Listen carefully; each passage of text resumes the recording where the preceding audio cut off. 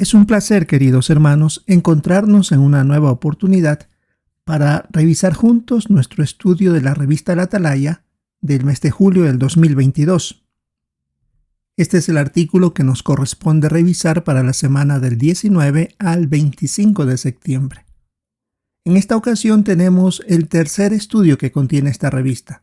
El título es Una antigua profecía que influye en su vida. Es el artículo de estudio número 30. El texto central de este estudio es Génesis 3:15. Haré que haya enemistad entre tú y la mujer. En cuanto al avance, dice así: para entender bien el mensaje de la Biblia, es imprescindible comprender la profecía de Génesis 3:15. Estudiar esta profecía fortalece nuestra fe en Jehová y nos convence de que Él cumplirá todas sus promesas. Es un estudio muy interesante con información que hay que prestarle atención a ciertas palabras para entender bien la verdad. Empecemos entonces con el párrafo 1. ¿Qué hizo Jehová poco después de que Adán y Eva pecaran? Lo que hizo fue dar esperanza a sus descendientes mediante una extraordinaria profecía, y esta debemos leerla en Génesis capítulo 3, versículo 15. Y haré que haya enemistad entre tú y la mujer, y entre tu descendencia y la descendencia de ella. Él te aplastará la cabeza, y tú le herirás el talón. Veamos el párrafo 2. ¿Por qué es tan extraordinaria la profecía de Génesis 3:15? Es de interés que todos los demás libros de la Biblia se relacionan con esta profecía. Es como decir el eje central. Y el mensaje que transmite es que Dios daría un Salvador para acabar con el diablo y todos sus malvados seguidores. Así que todo tiene esto relación. Por eso es que se nos pide también en la nota ver el apéndice B1 de la traducción del Nuevo Mundo, el mensaje de la Biblia. El párrafo 3, la pregunta es, ¿qué analizaremos en este artículo? Vamos a responder algunas preguntas. ¿Quiénes son los personajes de esta profecía? ¿Cómo se ha estado cumpliendo? Y por último, ¿cómo nos ayuda hoy en día? Sin duda tendremos hermosos detalles aquí. Veamos entonces el subtema, ¿quiénes son los personajes de esta profecía? La pregunta 4. ¿Quién es la serpiente y cómo lo sabemos? Bien, esta serpiente debe tratarse de un ser inteligente. No se puede referir a un animal de verdad porque no tendría sentido la sentencia que Jehová dictó en el jardín de Edén contra un animal que tarde o temprano tendría que morir. En el Apocalipsis capítulo 12 y el versículo 9 es muy claro, dice, la serpiente original. Se refiere a Satanás el diablo. Tenemos ahí ya el primer personaje identificado. Por eso tenemos aquí este dibujo con la nota que menciona sobre a quién representa. La serpiente, Satanás el diablo. La prueba bíblica, Apocalipsis 12:9, que le llama la serpiente original. Veamos el párrafo 5. ¿Quiénes forman la descendencia de la serpiente? Un detalle que se aclara aquí es que cuando en la Biblia la palabra descendencia se usa en sentido simbólico, se refiere a seres que imitan la forma de pensar y el comportamiento también de un padre simbólico. Así que la descendencia son los ángeles que se revelaron en los días de Noé. Y también aplica a los seres humanos malvados que actúan como su padre el diablo. Y tenemos aquí este dibujo donde se representa a la descendencia de la serpiente, seres espirituales malignos y humanos malvados que se oponen a Jehová y a su pueblo. A ello se refiere. Ahora veamos el párrafo 6. ¿Por qué no puede ser Eva la mujer de Génesis 3:15? Esta profecía dice que la descendencia de la mujer aplastaría la cabeza de la serpiente, es decir, la cabeza de Satanás el diablo, es decir, destruirla. Y como este es un ser espiritual, es imposible que un descendiente de Eva, un ser humano imperfecto, vaya a acabar con el diablo. Por lo tanto, no se refería a Eva. Párrafo 7. ¿Cómo nos ayuda Apocalipsis 12, 1, 2, 5 y 10 a identificar a la mujer de Génesis 3:15? Bien, tenemos que leer entonces esos versículos. 12, 1 y 2 dice: Entonces se vio en el cielo una gran señal. Una mujer estaba vestida con el sol, tenía la luna debajo de sus pies y en su cabeza llevaba una corona de 2 estrellas. Estaba embarazada y gritaba por los dolores y el intenso sufrimiento de dar a luz. El versículo 5. Ella dio a luz un hijo, un varón, que pastoreará a todas las naciones con vara de hierro. Entonces el hijo fue arrebatado y llevado a Dios y a su trono. Y ahora el versículo 10. Y oí una voz fuerte en el cielo que decía: Ahora se han hecho realidad la salvación, el poder y el reino de nuestro Dios, y la autoridad de su Cristo, porque ha sido arrojado hacia abajo el acusador de nuestros hermanos, que los acusa día y noche delante de nuestro Dios. Volviendo a la pregunta 7, ¿cómo nos ayuda Apocalipsis 12, 1, 2, 5 y 10 a identificar a la mujer de Génesis 3:15? En los versículos 1 y 2 dice que esta mujer tiene la luna debajo de sus pies y en su cabeza una corona de 2 estrellas. Habla que da a luz, se refiere al reino de Dios. Por lo tanto, como este reino es celestial, la mujer también tiene que serlo. ¿A quién representa? A la parte celestial de la organización de Jehová, que está formada por seres espirituales fieles. Y si tenemos aquí el dibujo, está la representación de los ángeles que conforman esta organización de Jehová. Párrafo 8. ¿Quién es la parte principal de la descendencia de la mujer y cuándo llegó a serlo? Para esto debemos leer Génesis 22, 15 al 18. El ángel de Jehová llamó a Abraham por segunda vez desde los cielos y dijo: Juro por mí mismo, afirma Jehová, que por haber hecho esto y por no haberme negado a tu hijo, tu único hijo, de veras te bendeciré y de veras haré que tu descendencia sea tan numerosa como las estrellas de los cielos y como los granos de arena que hay a la orilla del mar. Además, tu descendencia conquistará las ciudades de sus enemigos, y todas las naciones de la tierra conseguirán una bendición para ellas mismas mediante tu descendencia, porque tú has escuchado mi voz. Volviendo a la pregunta, ¿quién es la parte principal de la descendencia de la mujer y cuándo llegó a serlo? El texto bíblico habla de una promesa que se le hizo a Abraham, así que esa descendencia vendría mediante él. Y Jesús fue descendiente directo de este fiel patriarca. ¿Cuándo llegó a ser esta descendencia? Un dato que menciona aquí el párrafo es: no llegó a serlo cuando fue bautizado, sino momentos después, cuando fue ungido por Espíritu Santo. Ahí fue parte de la parte principal de la descendencia de la mujer.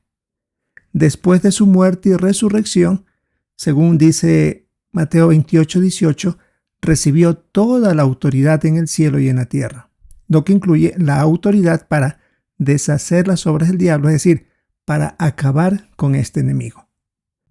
Veamos ahora el párrafo 9 y 10. La parte A. ¿Quiénes más forman parte de la descendencia de la mujer y cuándo llegan a serlo?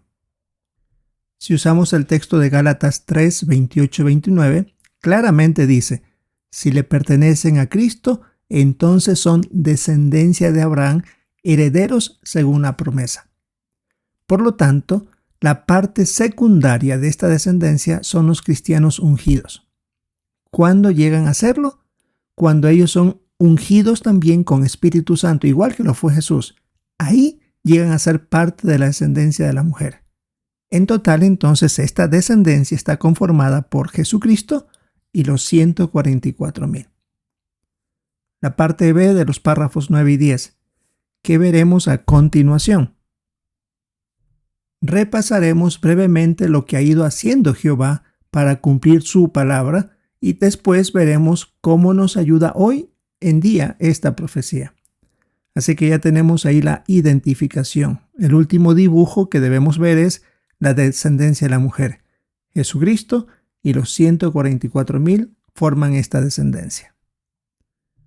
Pasemos al subtema ¿cómo se ha ido cumpliendo la profecía? Párrafo 11. ¿Cómo se hirió el talón de la descendencia de la mujer? Ya recordamos que la descendencia de la mujer, una parte de ella es Jesucristo. Así que cuando Satanás incitó a los judíos y a los romanos para matar al Hijo de Dios, ahí se cumplió esto de herir el talón. Fue como dejarlo temporalmente fuera del juego al estar muerto por casi 3 días en la tumba. Así que no fue un daño, es decir, para que desaparezca de la escena, simplemente como una herida de talón, fue algo temporal nada más. Párrafo 12. ¿Cuándo y cómo se aplastará la cabeza de la serpiente? ¿Cuándo? En el momento que Jehová ha fijado, Jesús actuará. ¿Cómo será eso? Como dice Hebreos 2:14, se le causará la muerte al diablo, se lo destruirá para siempre. Y también en el caso de los 144,000, ayudarán a limpiar la tierra de todos los enemigos o la descendencia de la serpiente. Y a continuación tenemos un recuadro donde se describe el cumplimiento de cada parte de esta profecía. En 1943 entra en vigor el pacto que Jehová hizo con Abraham, que le prometió que la parte principal de la descendencia de la mujer sería un descendiente suyo. 1943. A continuación, en el año 29, se unge a Jesús. Recuerde que ahí, en el ungimiento por Espíritu Santo, se convierte en la parte principal de la descendencia de la mujer. No fue cuando se bautizó, sino cuando recibió el Espíritu Santo, momentos después. El tercer punto tiene que ver con la Pascua del año 33. Cuando Jesús es muerto, ahí se hiere en el talón, pero 3 días más tarde sana su herida, por decirlo así, cuando Él resucita. A continuación, en el Pentecostés del año 33, se unge con Espíritu Santo a los primeros miembros de la parte secundaria de la descendencia de la mujer. También, cuando son ungidos con Espíritu, ahí llegaron a ser parte secundaria. A continuación, en el dibujo marcado con la letra E, menciona que se expulsa del cielo a Satanás y la persecución contra la descendencia de la mujer se intensifica. ¿Puede usted ver ahí un detalle que pone el esclavo? Eso fue en 1914 o poco después de ese año, cuando se expulsó a Satanás el diablo. Un detalle que hay que tenerlo presente. Casi siempre se afirma que fue en 1914, pero aquí de nuevo el esclavo dice, puede ser también poco después. El libro Venga tu Reino mantiene información también de esta, y hay el otro libro, Seguridad Mundial, que hace muchísimos años también menciona que puede ser un poco después de 1914 que Satanás fue echado. Recuerde que fue una guerra y tiene que haber durado suficiente tiempo para que haya ganado la guerra Jesús y sus ángeles fieles. Y por último, al final del reinado de 1000 años, se aplastará para siempre a Satanás, es decir, se le aplastará la cabeza, se lo matará. Veamos ahora el subtítulo, ¿cómo nos ayuda esta profecía hoy en día? El párrafo 13. ¿Cómo nos ayuda el cumplimiento de esta profecía? Ya nos ha afectado porque estamos imitando la manera de actuar de Jesús. Estamos conociendo y amando a Jehová como lo hizo Él. Estamos siguiendo el modelo que Él hacía para dirigir la congregación cristiana en la actualidad, con amor. Se nos ha enseñado a llevar una vida que hace feliz a Jehová y hasta la muerte de Jesús nos beneficia, porque el valor de su sangre como sacrificio nos limpia de todo pecado. Párrafo 14. ¿Cómo sabemos que lo que profetizó Jehová en Edén no se cumpliría de inmediato? porque tenía que pasar por un proceso de tiempo.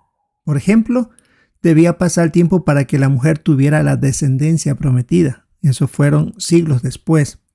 También el diablo mismo tenía que juntar a sus seguidores, como a sus ángeles rebeldes en la época de Noé, y también a los que se han creado ahora. Esta tenía que surgir una enemistad en estos dos grupos a una escala mayor. Y es interesante lo que dice al final del párrafo 14. No cabe duda de que hemos visto el cumplimiento de esa parte de la profecía, noten ahí el punto, especialmente en los últimos 100 años. Un detalle que antes el esclavo no había dicho con esa expresión. Veamos el párrafo 15. ¿Por qué el mundo nos odia hoy más que nunca? Fíjese que vuelve en párrafo 15 a decir, Jesús se convirtió en el rey mesiánico en 1914 y poco después expulsó a Satanás del cielo. Ahí él se convirtió en más poderoso. Y al ser expulsado de los cielos, empezó allí a demostrar su furia y desesperación atacando al pueblo de Dios. No se quedó con los brazos cruzados. Comenzó también a empujar para que sus seguidores aquí en la tierra también ataquen al pueblo de nuestro Padre Celestial. La parte B del párrafo 15. ¿Por qué no debemos temer a Satanás? Aquí se pone un hermoso texto bíblico, Romanos 8:31. Si Dios está de nuestra parte, ¿quién podrá estar en contra de nosotros? Hasta ahora Satanás no ha podido detener nada de lo que Jehová se ha puesto como propósito, así que eso indica que Jehová intervendrá a favor de su pueblo. Ahora tenemos los párrafos 16 al 18. ¿Cómo les ha ayudado a Curtis, Úrsula y Jessica entender Génesis 3:15? A Curtis le ha ayudado a conservar la confianza en Jehová. Él dice que cuando ha tenido problemas y decepciones que han puesto a prueba su lealtad, lo han hecho estar más fuerte. A Úrsula le ha convencido de la Biblia que es la palabra de Dios, al descubrir que Jehová tomó medidas rápidas para que la humanidad no estuviera sin esperanzas. Y a Jessica, esta profecía la convence que servir a Jehová da la mejor vida posible ahora y una mucho mejor en el futuro. Y la pregunta del párrafo 19. ¿Por qué podemos estar seguros de que la parte final de la profecía se cumplirá? Bueno, hemos comprendido ya la identidad de cada parte que está envuelta en esta profecía. La primera parte de ella ya se ha cumplido. Y muy pronto la cabeza de la serpiente, Satanás el diablo, será aplastada, que es la que falta. Esto será un inmenso alivio para los seres humanos fieles. Y mediante la descendencia de la mujer habrán infinitas bendiciones a todas las naciones de la tierra. Llegamos al punto del repaso. ¿Sabría explicar la profecía de Génesis 3:15? La primera pregunta. ¿Quiénes son la serpiente y su descendencia? ¿Y quiénes son la mujer y su descendencia? Bien, la serpiente es Satanás el diablo. La descendencia de él son los ángeles rebeldes y todos los apoyadores aquí en la tierra, que actúan como su padre el diablo. La mujer representa la parte celestial de la organización de Jehová, que está formada por seres espirituales fieles. Y la descendencia de esta mujer está formada por Jesucristo y los 144,000. La siguiente pregunta. ¿Cómo se ha ido cumpliendo esta profecía hasta ahora? Pues vimos que la herida en el talón se hizo cuando Satanás incitó a los judíos y a los romanos a matar al Hijo de Dios. Pero esta herida sanó por completo cuando Jesús resucitó como un ser espiritual inmortal. Cuando llegue el momento fijado por Jehová, aplastará a Satanás hasta acabar con él. Esto será al fin de los 1000 años. Y los 144,000 van a ayudar a limpiar la tierra de todos los enemigos que son la descendencia de la serpiente. Y la última pregunta del repaso. ¿Cómo le ha ayudado a usted personalmente el cumplimiento de esta profecía?